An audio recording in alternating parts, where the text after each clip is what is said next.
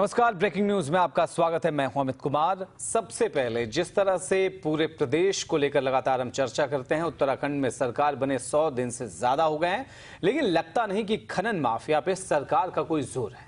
मुख्यमंत्री विजय बहुगुणा ने 1.5 महीने खनन माफिया पर 1.5 महीने के भीतर लगाम लगाने का ऐलान किया था, लेकिन अवैध खनन लगातार जारी है। ऐसे में सवाल यह है कि क्या बिना राजनीतिक सरपरस्ती के खनन माफिया इतनी हिम्मत दिखा सकते हैं?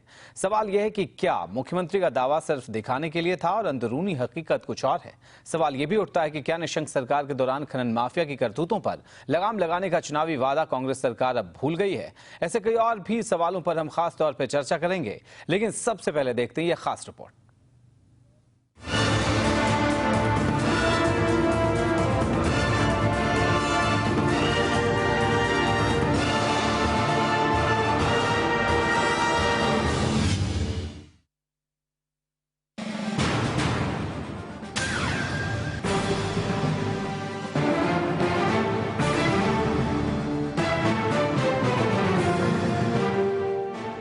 ये तस्वीरें जो हम आपको दिखा रहे हैं, वो तस्वीरें हमारे रिपोर्टर ने आप तक सच को लाने के लिए अपनी जान हथेली पर रख कर ली हैं।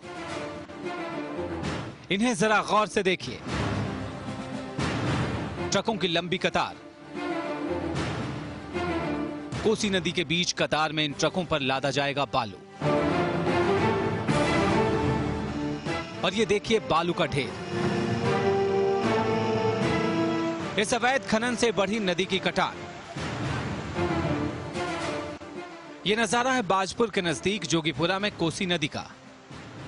भरी दोपहरी में इन तस्वीरों को जुटा पाना आसान नहीं, लेकिन जान पर खेलकर हमारे रिपोर्टर ने ये तस्वीरें ली हैं। मुख्यमंत्री बहुगुणा ने मई में ही अवैध खनन पर रोक लगाने का वायदा किया था। जरा सुनिए तब क्या कहा था मुख्यमंत्री ने। जितनी खनन की चोरी हो रही है पूरे उत्तराखंड में, मैंने निर्देश दिए सारा इलेक्ट्रॉनिक सर्वेलेंस, सारे जगह जहाँ से ट्रकें निकल रही हैं, जहाँ से खनन हो रहा है, वहाँ सब लगेंगे इलेक्ट्रॉनिक सर्वेलेंस के कैमरास, वहाँ लगेंगे बैरियर्स, ताकि गिना जा सके कि कितने ट्रक निकले, वेट होगा। और निश्चित तौर पे हमको अगर चोरी रोके हम एक्साइज में, चोरी हम रोके खनन में, चोरी हम रोके ट्रांसपोर्ट में, और अगर हम अपनी आय बढ़ाएं तो शायद उत्तराखंड में हमें जो आज दिक्कत आ रही है वो नहीं आएगी। सीएम के दावे के बाद आसपास के गांव वालों ने कई बार खुद भी खनन पर लगाम लगाने की कोशिश की, लेकिन माफिया के लंबे हाथ के आगे उनकी एक नहीं चली। माफिया अपना झोला तो भर रहा है, लेकिन इलाके की नदियों और जंगली इलाके को लगातार खोखला बनाता जा रहा है। अवैध खनन चल रहे हैं कोसी में। रात में जैसी भी चलती है, कम से कम 10, 12, 15, 20 तक, और दिन में लेबर चलती है। और रोकने जाते हैं तो हमें और लट पड़ते हैं। हमारे पास पहले केस लगे हुए हैं, 307 के हमने लगवाए थे। हमारे आदमी को उठा के घर में से ले गए। अवैध खनन के चलते नदी का कटान बढ़ गया है। इतना ही नहीं, लोगों का चलना फिरना तक दूभर हो गया है। लगातार जारी अवैध खनन के चलते क्षेत्र की सड़कें धूल से अटी पड़ी हैं। इन पर कई जगहों पर गहरे गड्ढे भी हो गए हैं। हैरत अंगेज बात यह है कि इस खनन में 25 जेसीबी मशीनें लगी हुई हैं। माफिया की दबंगई का अंदाजा इसी बात से लगाया जा सकता है कि वन विभाग और स्थानीय प्रशासन ने वन क्षेत्र में अवैध खनन पर अंकुश लगाने के लिए कई जगहों पर खाई खुदवाई थी, लेकिन माफिया ने इसे तुरंत पाट दिया था। गांव वालों का आरोप है कि प्रशासन की मिलीभगत से ऐसा हो रहा है, हालांकि प्रशासन इससे साफ इनकार कर रहा है। खनन में लिप्त पाया जा रहा है, उसके खिलाफ संयुक्त अभियान चलाया जा रहा है।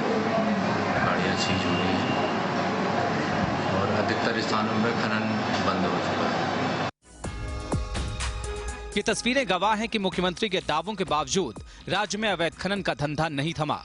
इससे कुछ सवाल जरूर उठते हैं, मसलन कि क्या माफिया बिना राजनीतिक सरपरस्ती के ऐसा दुस्साहसिक कदम उठा सकता है? रमेश चंद्रा, महुआ न्यूज लाइन, बाजपुर। बाजपुर की हकीकत से आपको वाबस्ता किया। हमारे साथ इस मसले पर चर्चा के लिए मौजूद हैं वरिष्ठ पत्रकार विजेंद्र रावत। विजेंद्र रावत जी, बहुत बहुत स्वागत है आपका न्यूज लाइन के इस खास कार्यक्रम में जुड़ने के लिए हमारे साथ। हम इस चर्चा को आगे बढ़ाएंगे, लेकिन सबसे पहले आपको दिखाते हैं अलग अलग कुछ तस्वीरें। इन तस्वीरों को आप देखिए और समझने की कोशिश करिए कि किस तरह से प्रदेश भर में खनन माफिया हर जगह खुला खेल करता हुआ नजर आ रहा है, लेकिन रोकने को कोई तैयार नहीं। रोकने वाले लोग जिनकी जिम्मेदारी इस बात को लेकर है सरकार में रहते हुए कि वो लगाम लगाएं, शायद कोई कार्रवाई करना ही नहीं चाहते। अगर वो कार्रवाई करना चाह रहे होते तो तस्वीर इस तरह की नहीं दिखती। अल्मोड़ा की तस्वीर आपको दिखा रहे हैं, काशीपुर की तस्वीर दिखा रहे हैं, खटीमा की तस्वीर दिखा रहे हैं, विकासनगर की तस्वीर दिखा रहे हैं। कहीं पे बताया जा रहा है कि नदी के किनारे से रेत को माफिया लेके जा रहे हैं, कहीं से बताया जा रहा है कि पत्थरों का लगातार अवैध कटान यहां पे जारी है। कहीं पे तस्वीरें बता रही हैं कि यहां से मिट्टी की ढुलाई हो रही है और ये तस्वीरें हर जगह की तकरीबन एक जैसी हैं। यहाँ पे खनन माफिया हावी दिखता है। रात के अंधेरे में कहीं अवैध खनन होता है तो कहीं दिन के उजाले में दिन दहाड़े खुलेआम खनन होता है और रोकने टोकने वाला कहीं कोई नहीं दिखता। काशीपुर, बाजपुर, इन तमाम इलाकों की चर्चा इसलिए जरूरी है क्योंकि यहां से रसूखदार और कद्दावर मंत्री राज्य सरकार में हैं।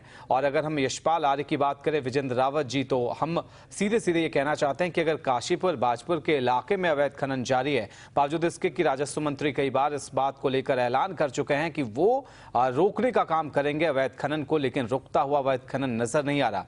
आपको क्या लगता है इसके पीछे की क्या वजह है कि ये तस्वीरें सामने आ रही हैं? तकरीबन तमाम जगहों पर, हमने हरिद्वार की तस्वीरें अभी नहीं दिखाई हैं, हरिद्वार की तस्वीरें हो या तस्वीरें प्रदेश के कई ऐसे इलाकों की है जहां पे अपनी कुदरती संपदा को खुलेआम जो माफिया है वो लूट रहा है। कुछ नहीं हो रहा, सीएम कह चुके हैं, इतने दिन हो गए, होता क्यों नहीं है कुछ भी? देखिए, उत्तराखंड में जो माफिया है वो राजनीति में उसने इतनी मजबूत घुसपैठ बना ली है कि एक सीएम के कहने से, एक मंत्री के कहने से कुछ नहीं होगा, क्योंकि वो व्यवस्था में उन्होंने पैठ बना ली है। पिछली सरकार में, निसंग सरकार में भी वो जबरदस्त उनका दबदबा था, कोई नीति नहीं बनाई, उस समय भी जारी था और वही लोग इस समय जारी है। अब तो इनके हालात ये हो गए, इनका नेक्सस इतना मजबूत हो गया है कि ये किसी भी, इन्होंने इलेक्शन में जम के पैसा दिया है। अब जिन्होंने पैसा दिया है उनको आप कैसे अंकुश लगाएंगे? इस समय उत्तराखंड में बेहद अराजकता की स्थिति है और जो तमाम ये माफियाज हैं ये इतने मजबूत हैं कि बेचारा आपने तहसीलदार को देखा, तहसीलदार क्या कर लेगा जो ऊपर उसको पता है कि इसके सांठगांठ पॉलिटिकल लोग, फलां पॉलिटिशियंस है, फलां मिनिस्टर से है, तो बेचारा वो क्या करेगा? वो तो रात को दिन में अगर इधर से जेसीबी आ रहे हैं तो दूसरी तरफ अपना टोर बना लेगा कि हम उधर देख रहे हैं। आपने अभी अपने रिपोर्ट में दिखाया कि खाई खुदवा दी है और दूसरे दिन उसको पाट दिया गया है। तो ये बाकायदा उन्होंने कहा होगा कि देखिए हम अभी खाई खोद रहे हैं ताकि हम अखबारों में, चैनल में लोग हमारे वो कर रहे हैं ताकि ये भी दिखता रहे कि हम जाग रहे हैं और चोरी करते रहो, हम भी जागते रहेंगे। आपको लगता है कि अगर सरकार जग जाए और सरकार कह दे कि 5 दिन का वक्त है, माफिया जहां भी है सावधान हो, धंधा बंद करें और नहीं तो आप पे ऐसी कार्रवाई होगी कि आपने सोचा भी नहीं होगा, क्या ऐसे कदम उठाए नहीं जा सकते हैं? क्या सरकार बदल गई? पिछली सरकार में भी वही आलम, इस सरकार में भी वही आलम, तो फिर सरकार बदलने को लेकर आम लोगों ने जो सोच बनाई होगी उसका मतलब क्या बनता है? देखो, नीयत नहीं है, नीयत नहीं है। ये काला धंधा, ये सारा माफियागिरी, ये पॉलिटिकल लोगों को और प्रशासन जो ऊपर के लोग हैं उनके सबके हित में ही है। अगर ऐसा होता तो खनन नीति बन चुकी होती, बाकायदा एक सिस्टमेटिक आ चुका होता। लेकिन इस सिस्टमेटिक आने से सिर्फ पब्लिक का फायदा है, क्योंकि उसका टैक्स जनता को जाएगा, उसका टैक्स वहाँ के डेवलपमेंट में जाएगा, सिर्फ जनता का फायदा है। और इस ब्लैक मार्केटिंग में, इस माफियागिरी में, ये इसमें ब्लैक मनी आता है और इसमें नेताओं का, बड़े अधिकारियों का, सबका फायदा है, इनका फायदा है। तो जनता की इसमें कौन सोच रहा है? इसलिए खनन नीति प्रॉपर बनी नहीं है, ना पिछली सरकार में बनी है, नहीं समय कोई खनन नीति की बात करता है। आप अभी बोगना जी का स्टेटमेंट पिछले दिनों था कि हम सर्विलांस लगा दें। किस चीज की लगाएंगे भैया? आप नीति बना दीजिए, उसमें पुलिस बैठा दीजिए, खत्म।